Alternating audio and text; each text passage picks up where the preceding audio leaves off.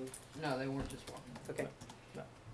Yeah, no, if they're acting in their official capacity. Capacity. For a presentation, Right. not For a just presentation. Right, Right. Yes. right. to speak. Yeah, I think that would be most appropriate as part of our special presentations. Yes. Um, And your chair would have to. sort of related to that, but not really. I also think it's time that we just go ahead and add the citizen comments to the recordings at the end of the meeting. For some reason, we cut them off after the board members talk. I guess I actually I really don't understand why we do that, but I just think it's kind of you miss some pretty important things. So like that whole discussion about guns isn't on any video.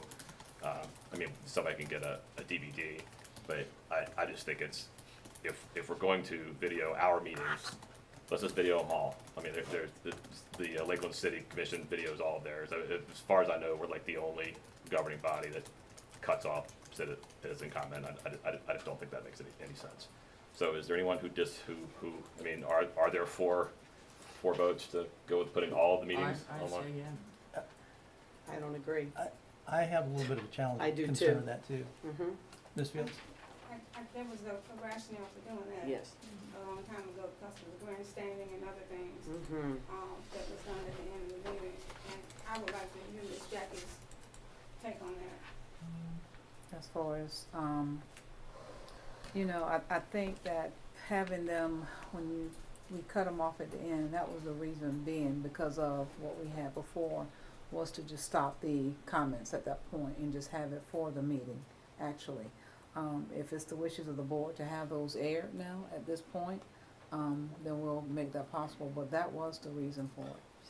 I know other districts do include the recording, so I haven't been here long enough to know why it would be a negative thing. I know there was a ton of them at the last one, and now I'm forgetting who was who and when they spoke. I would use it as a reference. And I also think some of the stuff that comes up, people may think twice before, what they're going to explain, if it's going to be factual, and what they're going to do if they know it's going to be part of recordings. I know other districts do record because being an advocate for a long time, they would purposely print when they were going to go and list the recording so people could see I am trying to bring up certain issues to your board. But I wasn't here long enough to know why that might be a negative thing. Ms. Reynolds? I know there was some concerns brought up before about people using specific student information and having that on, which obviously it's a public meeting, it's public record, but especially if it's not the parent talking about a student, if it's a grandparent or aunt or uncle, or that to give information about a student specifically in detail, and then it be on YouTube. So I would say if we are going to do that, if we could maybe make comments at the beginning, please don't disclose individual student information. Or you would edit or it out. something like that. Or we'd have to edit it. Yeah. So just to be cognizant of that. I'm fine with that warning. Go ahead, that's fine. Well, I think the challenge we had before were folks coming forward on a routine basis and just always reiterating the same thing, and I think the sense was they were doing that for airtime. Right. But I don't think we've ever put the citizen comments on because we weren't airing the meetings at all until about a year and a half ago, or two years ago. Yeah, We've been doing this forever. No, There's- not the putting the thing up at No, in the aftermath is new. There's some history here. This conversation came up the first time in the context before we were streaming it and just putting it up. Because back in the day that technology had not yet developed and we did not have access to it. So what we were doing is we were recording these things in conjunction with the county's broadcast studio. Right. And we had trucks and whatnot and big equipment, and it was having to be edited for broadcast on, it was a PGTV. PGTV. Right. For PGTV. So it was being produced for that purpose and edited to a time slot. So that was part of it, and the other one was what Ms. Reynolds mentioned, that so frequently parents come and say things about their own student or other students that while those things are public because they've been said in the public setting, it still caused a a moral headache, an ethical headache for people when that was broadcast. And if you want to edit that out, that means we've got to make sure that we have somebody who not only has the technical skills to do it, but has the knowledge of how to identify material that shouldn't go out. So that's how that came about. It was before streaming. It was when it was being edited for broadcast on PGTV.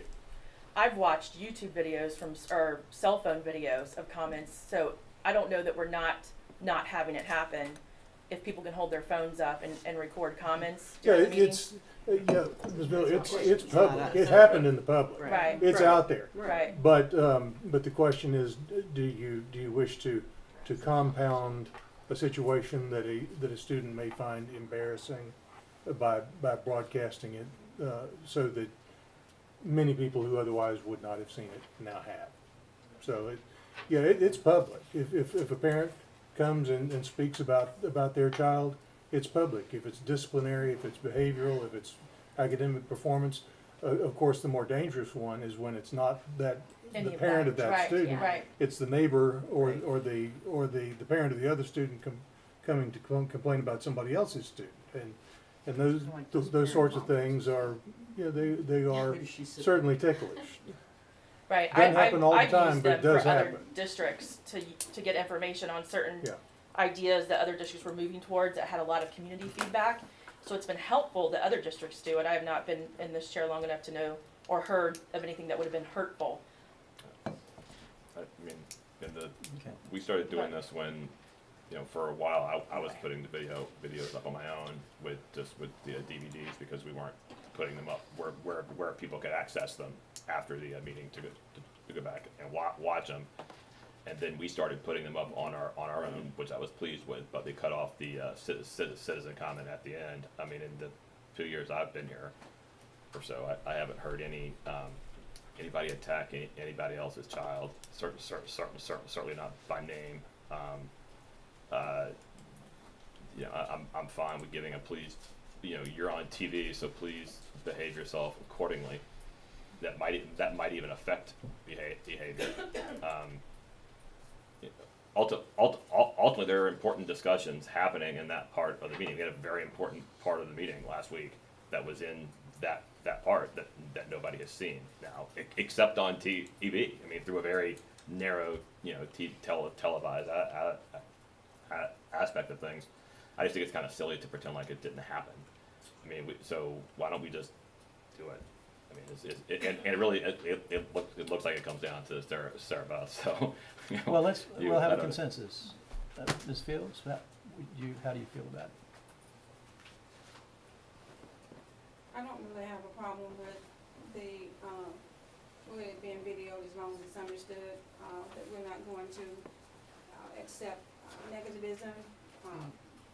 Miss Jackie has been placed in a bad way before, and name calling by individuals that are gonna have to be shut down, and we just would not tolerate that if that's understood. I think there would have to be an explanation given. This is what we expect, and if you can't adhere to that, then you need not come up and have your 3 minutes. I don't know how you say it, but you're right. We'll see if we can get PR to grab that. I think Ms. that, I Miller? agree, the chair needs to, because in the past, I've watched things happen that I was reading from the audience, the chair would stop. So I think the chair, it kind of that's something Mr. Wilson wanted to take on, but I agree that it should be the expectation given, and if someone steps too far out of line, you're the chair of the board, and I think you should call them on what they're doing. I feel the same way, but I think there's gotta be ground rules. I think that's what everybody's saying, and the ground rules need to be specific. And, once somebody crosses that line, You That's you run unfortunately- into the First Amendment. pardon me? You run into the I First know that. Amendment. I know And that. if So you- where is that if you're- line? If you're going, if you're going to know. create the forum, then you have to be content neutral on what people say in that forum. So if they choose to come address you about one thing, it's hard then to tell them that they can't speak to you about another, a less popular thing. No, but the tone they take and their manner of Yeah, speaking can be yeah, addressed. you Right. can regulate profanity Okay. and vulgarity and things of that nature. Ms. Reynolds? I mean, from basically what I said earlier, if it's about a student, I just wanna make sure that we're not No way. publishing a video. If it's not something that we would type out and make into a Facebook post, this person said this about another student, then I don't think we should be publishing it as a video, especially if it's not the parent of the student or whoever their legal guardian is. I would be happy to reach out to the school board attorneys and ask the question, Could you? uh, Yeah. how other districts are handling that particular, I just Issue. worry about some, you yeah, know, I'll be happy And to you're do gonna that. My have kid's those mad that at just little gonna Joey come down and the speak street. every time. Yeah, I'm so, gonna tell you all of his business and then we're gonna post it on Alright, so two things. all over. well, just very quickly, to finish this up, I know at the last, meeting, we talked about having some interaction between the board and the speakers. And as board chair, I'm okay with that, as long as it's just between the board member and the speaker, and we don't bring in other folks to talk, because I think what happens then is you get into a discussion at the podium that is, in my opinion, inadvisable. Can I weigh in on that? Yeah, yes, Go ahead, absolutely. finish. And I'm happy to, as I have done, I'm happy to continue reminding folks that that they should not be making, that they should not be addressing board members, the superintendent, or her staff in a negative way, and if they want to do that, they should address me. And I'm happy to hold them to that. So we can try it from that perspective. But I think the bigger issue from my perspective is the issue about children being named, students being named. And while I'm happy to intervene, I may miss that. You know, there's a lot going on, and I may not catch that somebody's not all of a sudden is not talking about their own child, right? I mean, if they want to come there talk about their child, I suppose that's their business. But you know, they start talking about another child. So, Mr. Bridges, I would need help with that. Is all I'm saying. Yes, ma'am. Going back to your comment, I did at the last meeting, which I normally, or I don't think I've ever done, actually asked Tedra to speak, and I did so for a reason. Knowing more about that situation and the individual, I knew that we needed to come and be able to address what had been done and so forth, and that's the only reason I said, yeah, I would really like for you to speak. I didn't really know what you were gonna say, but I felt like had you not spoken, it would have left a lot of people wondering, and with the way in which you eloquently addressed the situation, anybody sitting in the audience would go, oh, okay, I get it now. Had you not spoken, I don't know the people, and that's again, going back to your thing about transparency and people knowing, sometimes I think like they need to leave, they're hearing both sides. Golly, you know, it's not always where we've messed up and we got a problem and here we go, there's the district again. In that situation, I knew that that was not the case. And that's why I looked up Mr. Wells and said, yeah, let her speak, please. So, okay, because that bothered me. Thank you. Ms. Fields? Well, I wasn't here at the last meeting, but I did watch the work session video, and, I am totally against board members being able to be back and forth with people in the audience.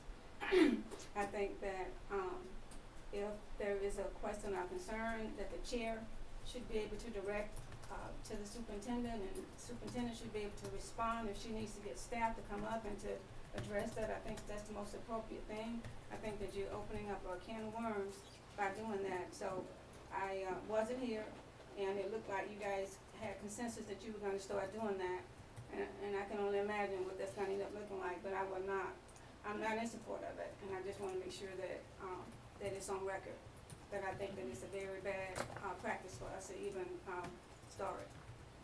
Thank you, Ms. Reynolds. Excuse me, Ms. Fields. Thank you. Just going off what Lori was saying about having Tedra come up with, I think is a great example last time, that I think 99.9% of the time, most of the things that are said that need a response, I would rather the staff member in charge of that area responds. And I do think that there's several instances that having them respond publicly is a much better PR move than Yes. having them respond behind the swinging doors. Yeah.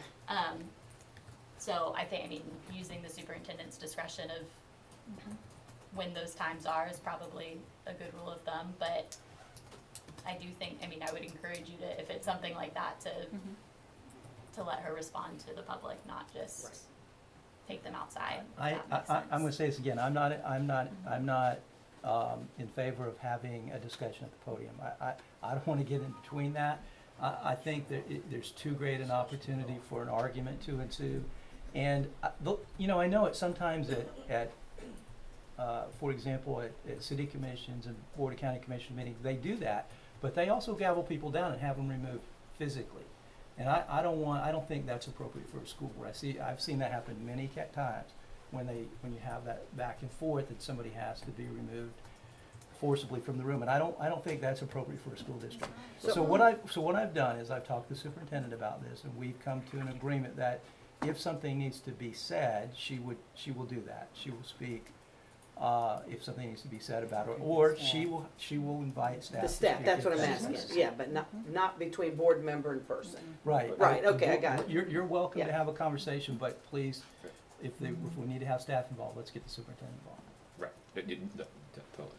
I mean, the example last week you had the stuff with the guns, and the superintendent gave a great statement about that, and we were able. I mean, the folks wanted to hear a political response to what they were saying. I mean, political, not political. They wanted to hear what their elected officials had to say. To me, that's not really getting in a conversation with it's just being responsive, and I'm just not afraid of the public. I mean,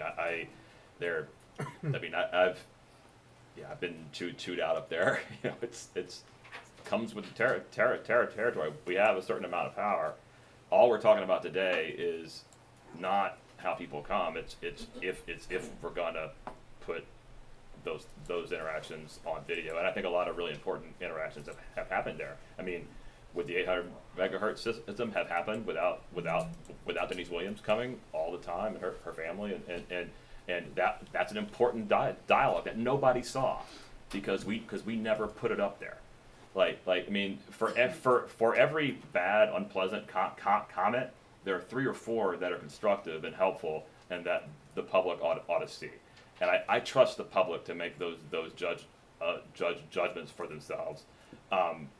And I'm fine with Sarah Beth's point about advising. Look, if you start to talk about somebody else's kid, you're okay, bam. Like I'm fine with that. No one's done it that I'm aware of. I can't remember any incidents like that. So let's just anyway. So is that rough consensus that we're going to move forward with that? Yeah, if you're good. Yeah, that's okay. And again, I'm not afraid of the public. I mean, if they want to come and chew me out, that's their prerogative. My concern is, the bigger concern is having folks down there who have different points of view. You've got them at the podium at the same time, and that gets out of hand. I don't want to have a situation where we're having somebody removed from the audience. Right. I think that's a school. I don't think that's appropriate for a school board. They can do that at county commission meetings and city meetings, but I think at school board I think we have a higher standard to attain. Mr. Wilson? No disrespect for any of our elected officials. Okay, Yes, I sir. Yes, have ma'am. a suggestion. Sounds like there's a consensus to allow the taping of the comments after the public. That's what we're saying. Yes. I would like to ask if you would, that we not do that tonight, that we start perhaps in the next meeting to give you some time to sit down, because what's gonna be important to me is what that you say. you word, and I know it's uncomfortable, you're gonna have to come up with something, and I understand the free speech, I get all that, but there could be a nice way in which you could say and draft up whatever language with you, to where you've kind of laid it out very quickly, here's the parameters, and now, you know, and then call your first person, but I feel like you need time, More not than 20 20 minutes to try to put that together Yeah, so that that's it's fine. That's effective. fine. No, it's fine. Would that be okay? Yeah. I mean, Give we're them a already chance. taping them. If people want to see them, this is about broadcasting. I understand, So I mean, I understand, okay. Okay. Yes, ma'am.